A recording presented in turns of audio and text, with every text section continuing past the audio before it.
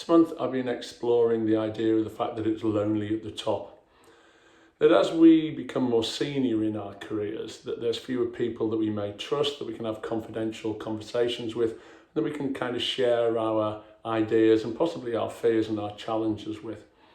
Obviously this doesn't apply to everybody, but for some people it's more difficult to develop those relationships or even know who you might turn to in terms of those confidence. So one of the things that we do in coaching is there's a couple of different exercises that we can use to explore how you might develop that network of trusted advisors almost, or trusted colleagues.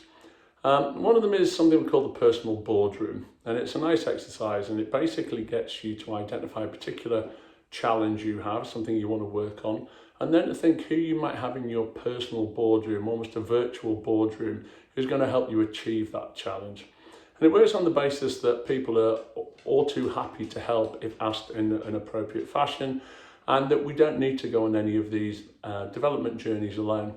And the idea is that you identify 3 different types of role for your boardroom. Power roles, people who hold power, people who have influence, perhaps to money or resources, or can champion your cause.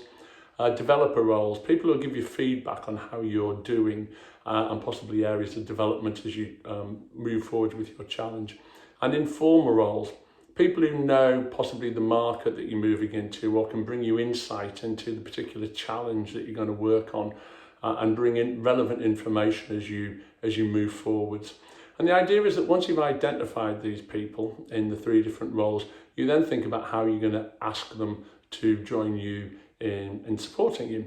And quite often I find when working with clients that it's the breaking down this challenge into key roles and people identifying potential players in these roles and then thinking through the ask, which helps them move forwards in developing that support network in terms of taking them forwards. So that's one exercise. Another exercise is called constellation work.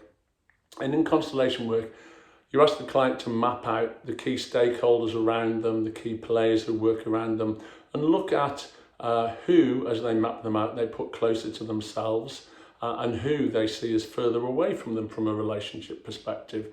And then to think through what is different in the relationships. Why is X closer to me than Y?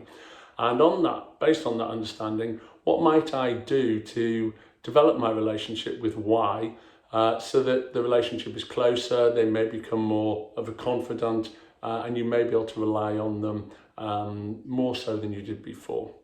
So they're both really nice exercises to kind of demystify the challenge of potentially feeling a bit isolated as you move up through your career or a bit lonely, and try to develop those key relationships as you move forwards in your career and in your development.